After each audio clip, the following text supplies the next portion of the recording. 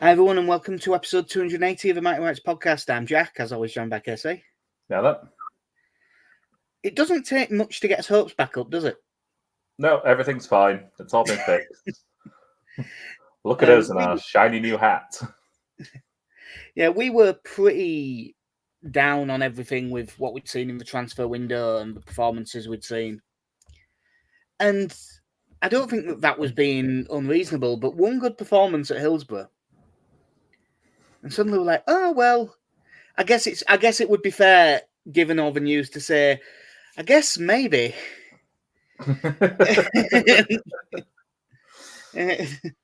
Yeah, it says a lot to what beating a fairly poor championship team can do for your confidence. Yeah, well, we'll get straight into it. This was an excellent performance. Like I know they had a couple of efforts on goal, but nothing to really worry it. They had one, didn't they, in the second half, the header wide from the long throw. Yeah, I mean, I think you're really downplaying this. You know, Melier was having to make a load of punches and dives, and well, mostly punches. There was one that he dived to punch that, like, I could have caught, which scared me a bit. But other than that, he did well. Yeah, Leeds. We didn't create like boatloads of chances. It wasn't the Portsmouth game. But we looked far, far better. The passing was a lot less negative. There was a lot more pace breaking up the pitch. And, I mean, it's an oversimplification, but I think that just having Aronson for Peru and Nonto being more willing to really come in field, I think the combination of those two things really helped. Yeah, I thought the attacking lineup properly worked for every single one of them. Friday night, you had Dan James, who was just found quite a bit. You know, he had a lot of joy down the right hand side. Aronson, I think, is just in that role anyway, was just so much more positive than Peru. And then, yeah, like you said, Nonto drifting inside, getting fouled all the time, very little being done about it. And then I think sort of the dark horse of it all was Joseph, who I think if you looked at it and took the goals away, you could come away from that saying he'd had another quiet game, but has also sort of played quite a big role in the two goals. Yeah, he was miles better than he was against West Brom. Like in the West Brom game, it was like he wasn't there. In this, he got himself about, and I'm hesitant to call the first one an assist because he gets tackled. But the stats have given him it, and good for him.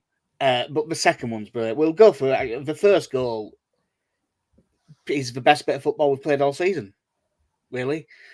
Starts from Melier, gets out to Bogle, he plays it into James. His little flick round the corner for Aronson is outstanding. Like, as good as you'll see at this level. Plays it inside to Nonto, who was, again, because Aronson's gone across, he's moved into the middle, much more dynamic. Good through ball for Joseph. It leads to a goal, so good. I'd have probably rather we just hit it earlier.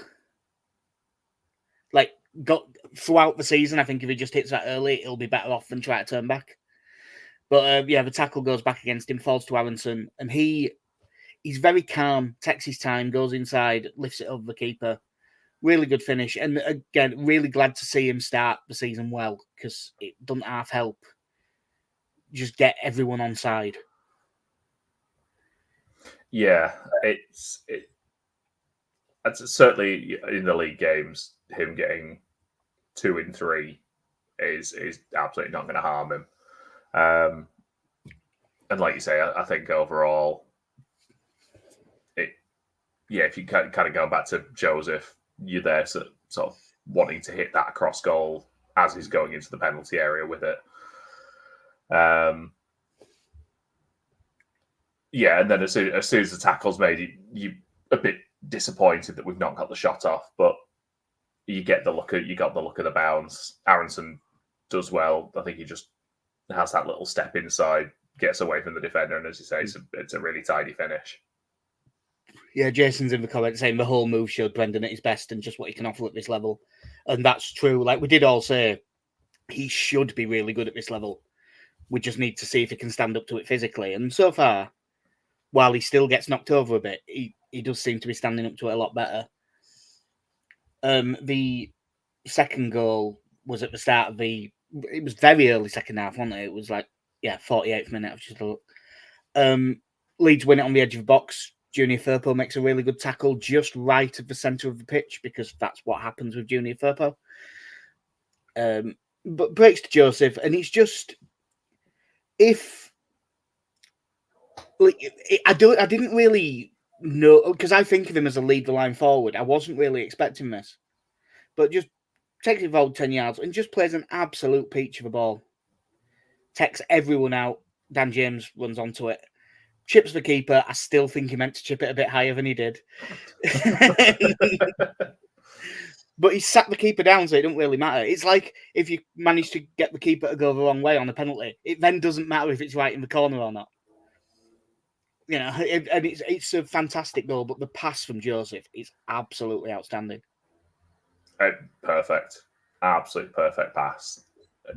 James doesn't have to break stride, and it's quite nice now that we're at this point where after the Premier League season where you were watching Dan James score some brilliant goals, but then 5 yards out, you wouldn't back him necessarily. Yeah. So now I've got a lot more faith in him sort of in one-on-one situations, putting them away. And to do something like that, like you say, it probably doesn't make the connection that he wanted to make with it, but the keeper's already gone. So it works out, works out for him, and it just, I think, really shows the confidence he has at the moment. Yeah, and that pacing behind, it's a thing that Leeds don't get enough out of, and a lot of it is because teams sit deep and there isn't the space in behind to run onto. But in situations where Leeds are in front, the threat of Dan James in behind is something we need to use more. If certain things are to be believed with the transfer window, there's a chance that he might not be started every game, but he might well be finishing every game. Yeah, I certainly think, given the options you have at the moment, it would take something quite special transfer-wise for Dan James to not be involved in games week to week at this point. I still think very much like last season. I think it's his to lose at this point at right mid. I suppose that is what happened last season, wasn't it? He was in the team on merit and Nonto was on the bench, and then Dan James got injured. Yeah. And Nonto played well. So then when Dan James was back, he was on the bench. It might be... I would think that will be how it stays, at least for a few weeks, and we'll see what happens. It might be that the international break is when there's a little bit of a change.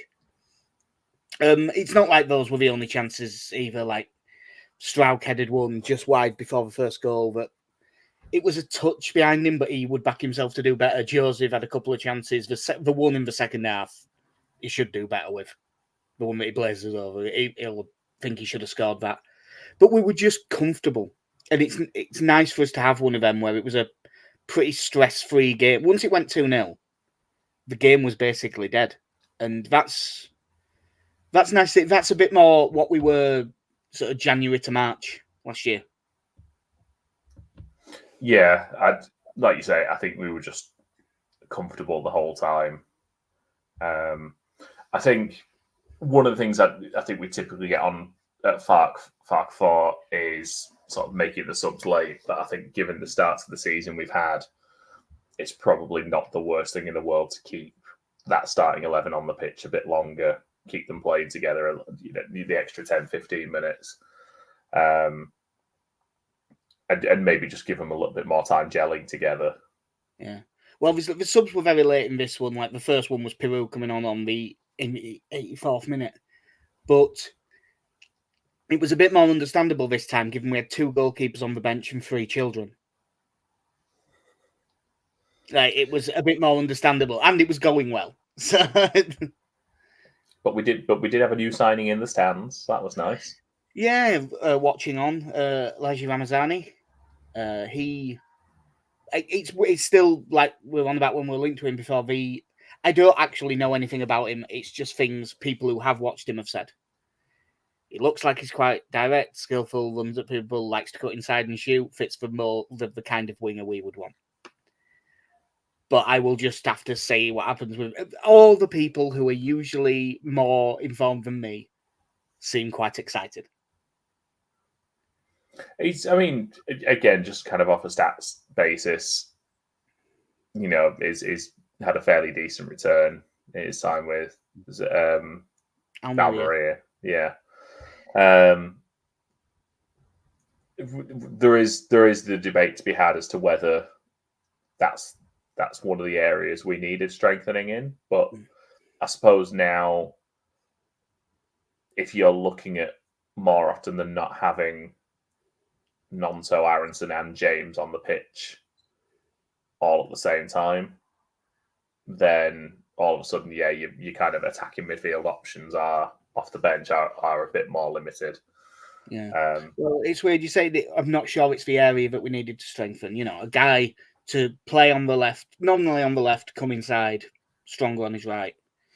So we've obviously got Nonto, who plays that role, one of the best in the league. So maybe it isn't the priority. And then we've signed Ramazani, who plays the same role. I think Nonto will end up playing 10 at times and stuff. So, yeah, okay. Luckily, the next player that we're linked with that looks pretty likely to happen, and probably today, is Manor Solomon, whose best position is playing off the left, cutting inside on his right. Now, look, Manor Solomon is a good footballer. There's a reason he was playing in the Premier League, scored some goals there, played in the Champions League for Shakhtar, looked good. I'm just not sure he's actually what we need. And he's also spent like most of the last 2 years injured and will be on big money. And like, he's definitely a good player. And like all of them, same with Ramazani, same with Nonto, same with Solomon. They can all play in any of those 3 positions behind the striker. Like, they can move around. But I'm just... Unless we've got cut a really good deal on wages, and as we're signing from Spurs, I doubt that. I'm not sure that this is actually what we need, but he is a good footballer. That's the one thing that's not in doubt. He's a good footballer who, if he is fit and at his best, is better than the Championship. Yeah, I also saw earlier that there's no option to buy with this one. No. So, I know there's kind of always the negotiation to be had at the end of the season, depending what happens. But, yeah, like you say, it's if he can play something like, it's probably a good signing. But you do wonder if you're sort of there with him by January and he's only made a handful of appearances. You then question sort of what we're spending on wages to have in there. Yeah, my worry is he turns into a more expensive Jadon Anthony. Yeah, and especially if it's true, because we're also being the links are coming from other places other than Graham Smith now as well. And like, Graham Smith's a good journalist, but the fact that it's now getting everywhere suggests agents are being a bit more talkative. We're still being linked with Roland Shalai. The Hungarian. Now, he's more right-sided dominant, but he's another one that can play 10, right, left. 50-cap international that has been playing every week in, week out in the Bundesliga for years. Like, can we sign a left back, please? Yeah, he would be a permanent signing. So I find it hard to believe that we would be signing Ramazani and Solomon and Shalai unless Nonto's going. I mean, the links are always there for Nonto, and I think they always will be while ever we're in the Championship. My my hope with him is that now especially that he's on the left-hand side, and playing in a more favourable role for him, that and with the added importance to him in the team now, that is something that he may want to stick around for a year, especially now when there's nothing for him international wise at the end of the season either. Yeah. Jason again, and this is a good point. Maybe Farke wants 8 attackers for when he does all his panic subs. Yeah, fair point, mate.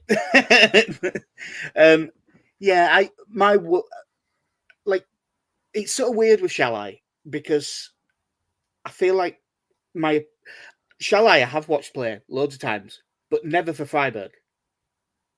I just happen to have seen him play for Hungary quite a lot, and he's always played well.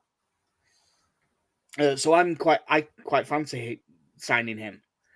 But, we have seen the pitfalls before of signing people who've had good performances at major tournaments, especially for not the very top nations.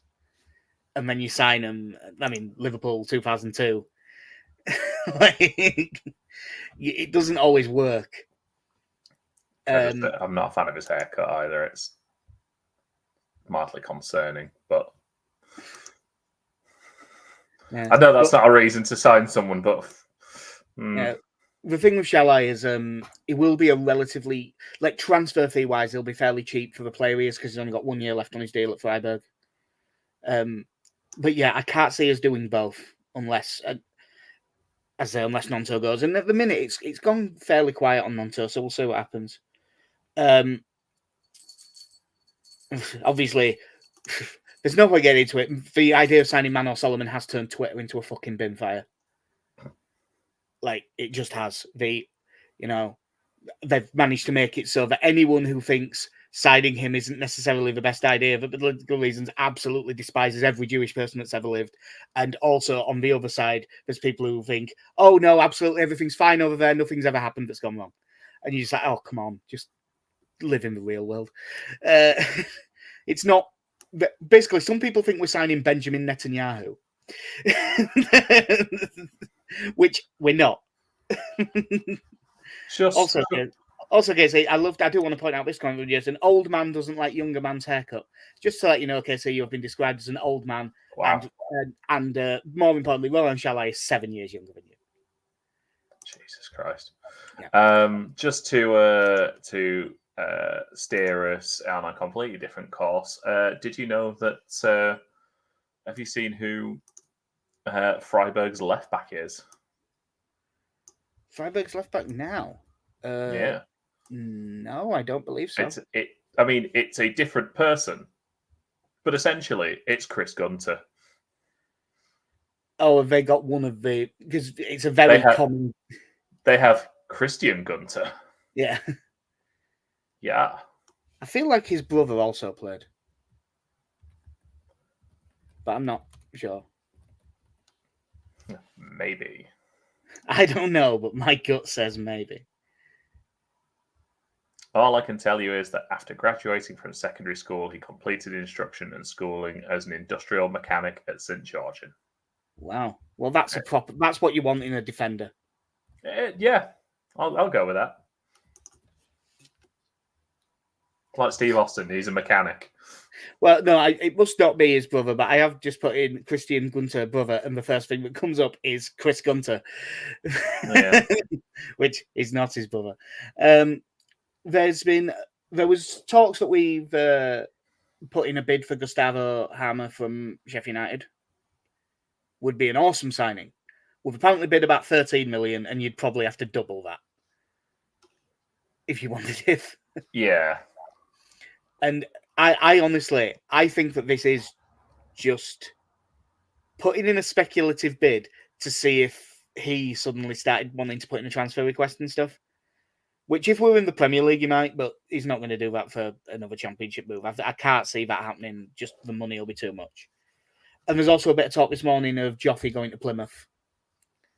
Oh no! Don't send him there. I mean, no. Just go somewhere you're going to play. Honestly, go back to Wigan. You will be better off playing for Wigan. Yeah. if it's true that we are signing even one of Solomon or Shalai, like Joffrey is not going to play any football. He's not long for this world. And it makes me sad because he's got so much talent. What have you done to my boy? Yeah. Are you worried that we're still not being linked with a left back? Oh, incredibly. A left back.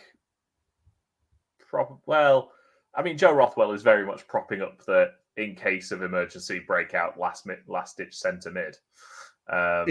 Sorry, Charlie Crew, but yeah, come on. Yeah, very much. Sign a left back, please. Yeah, as it goes, the like German Sky Sports is saying that it's us or someone in France for Shalai. Everyone's going to France. And also, as I look at Twitter, Chelsea have signed another fixing goalkeeper. We've got about 9.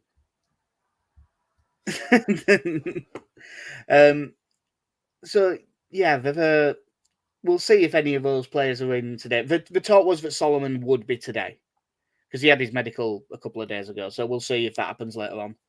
To timestamp, we're doing this early in the morning, like 11. We started at 11 a.m. because my job is to do with tennis and it's the US Open, so I'm working late a lot. But on Saturday, we have Hull at home on a honest to God 3 p.m. kickoff on a Saturday. Finally. So I have a mate who's a Hull fan, and the best way that he's been talking about them is that they have not been at all impressive.